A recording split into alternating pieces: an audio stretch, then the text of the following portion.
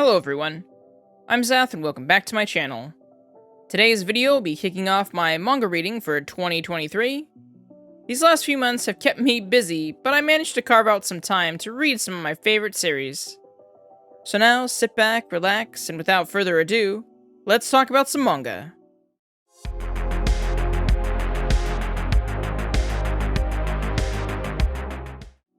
Starting us off is Moriarty the Patriot Volume 10. It is almost agony the way we are tortured with how slow these volumes come out. The White Knight of London Act concludes with quite the twisted send-off. With every chapter I read, the story keeps getting better and better, and I just want more. Prince Freya Volume 8. It's one step forward and one step back for Freya and co. with their new allies. The last few volumes of the series have been really small. We only get 2 chapters and 2 bonus stories in this particular volume. Despite the slow pace, this historical drama keeps me wanting more, and I devour each and every page. Love of Kill by Fee, Volume 1 and Volume 2. I had been meaning to start reading this series last year, but it slipped my mind between all the other titles I picked up. Luckily, I have now remedied this, and I'm on board. Love of Kill tells a story of 2 bounty hunters. There's a woman named Chateau who belongs to the Ritzlin organization, and then a guy named Rayan Ha, a high-profile target and fellow bounty hunter himself. The two meet after trying to kill one another. Not exactly the typical meet-cute. Rayan Ha declares he wants to get to know Chateau because he doesn't get to meet many women in his line of work. Rayan Ha decides to go out of his way to track down any bounties before Chateau can get to them, and then offer them to her in exchange for spending some time together.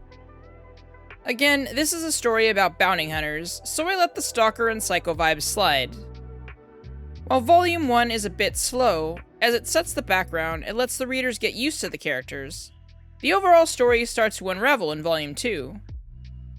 There's a lot of mystery and suspense, with some backstory on our main characters. I'm curious to see where this story goes, and have already ordered the next volume. Tokyo Revengers Volume 5 and 6. My dislike for omnibuses aside, these volumes do crank up the drama for Takemichi. While his first plan to save his girlfriend Hinata didn't work the way he planned, Takemichi gets another chance. The stakes are high once the larger gang Valhalla threatens to destroy Toman, with Takemichi caught in the middle. To change the horrible future, he has to uncover what happened in the past. Solo Leveling Volume 5. Back with another volume of this action-packed manhwa. Jinwoo can't stay an E-rank hunter forever, or stay out of trouble.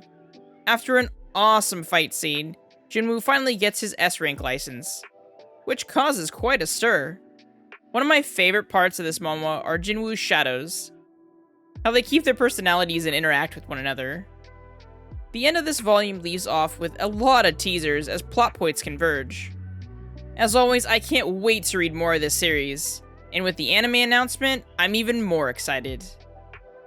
Honey Lemon Soda, Volume 1, by Mayu Murata. There was a lot of excitement around this series being published in English, and I knew I had to give it a try.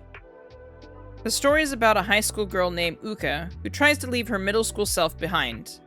She was bullied for not being able to properly express herself, and looks to high school as a fresh start. Of course, things don't go smoothly, and she still struggles. But one day, she meets a boy that gives her courage and is able to ask for help for the first time. There are more than a handful of high school romance series, but this one stood out to me. Reaching out to anyone, let alone a stranger for help, is its own type of strength. Pair that with the fact that Uka is already trying to be a better version of herself, acknowledging that she wants to be better than who she was in the past. She wants to change. It immediately endeared me to her as a character. I'm rooting for her as she grows. Male leads can be a hit or miss, but Kai manages not to fall into traps of certain tropes, and is patient with her, waiting for her to ask for his help. Even in this first volume, he doesn't become overbearing and shows understanding toward Uka's situation. I'm looking forward to reading the next volume of the series and seeing where these characters go. Dragon Ball Super, Volume 17. Vegeta and Goku's battle with Granola reaches its climax in this volume. Vegeta gets some heavy screen time, which is always welcome. We get to see a new powered-up form from him too, but I'll be the first to say it, I don't think the form looks all that cool. Its name is also... If you've read the volume, you know what I'm talking about. This volume does leave a little bit of a teaser at the end, which looks like we're going to get a flashback, which I'm looking forward to. Dragon Ball Super is always a fun, fast action-paced manga that lets me relax and just enjoy those classic shonen throwdowns. Cherry Magic, 30 Years of Virginity Can Make You a Wizard? Volume 6. I was so happy to finally be able to read this volume. We get to see some big changes for Adachi and Kurosawa. They are really so adorable. After a new work opportunity is presented to Adachi that could cause the budding romance to be put on hold, both Adachi and Kurosawa are going to have a heart-to-heart conversation. Given Volume 7. It's been quite a while since I read a volume of Given. I came away with some mixed feelings. The pacing is a bit all over the place. Not one of the series' strongest volumes. Zomb 100, Bucket List of the Dead, Volume 9. Akira and company make it to Osaka where they reunite with one of Akira's old rugby pals. The friends open a bar and try to earn some currency to meet the head honcho that may know of the company working on the zombie virus. With the recent anime announcement, I'm sure it'll bring more eyes to this series. Until I Meet My Husband, by Ryosuke Nanasaki, with art by Yoshi Tsukizuki. This manga is a single-volume autobiographical story about Ryosuke Nanasaki himself and the struggles he experienced throughout his life.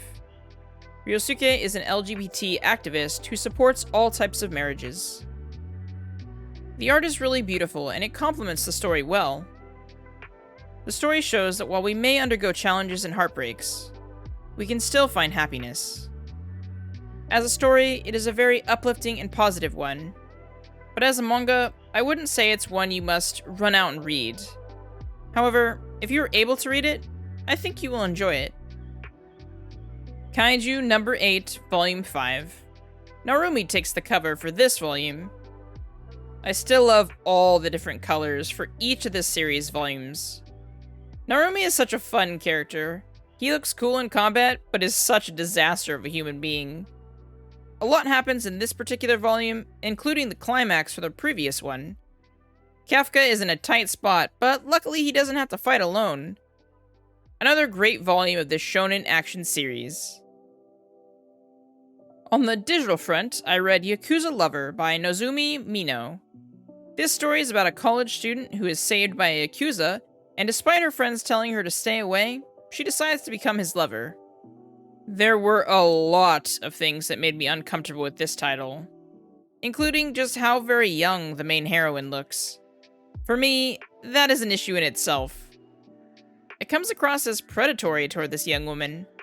I don't see myself reading any more of this series. Next up was another volume of Changes of Heart with Volume 2, which was better than the first. Kiori and Hijiri's relationship improves in healthy and supportive ways. You can read my more in-depth review over on my blog. I'll leave a link to that in the description below if you want to check it out. And that, my friends, is going to be my spring manga haul. Thank you all so much for watching. Do you have any favorite pickups to start this year off? Did you pick up any of these same titles? Let me know in the comments below. And if you're looking for some reviews in between my videos, be sure to check out my blog. I'll see you all in the next video. I'm Zath. Have a good day.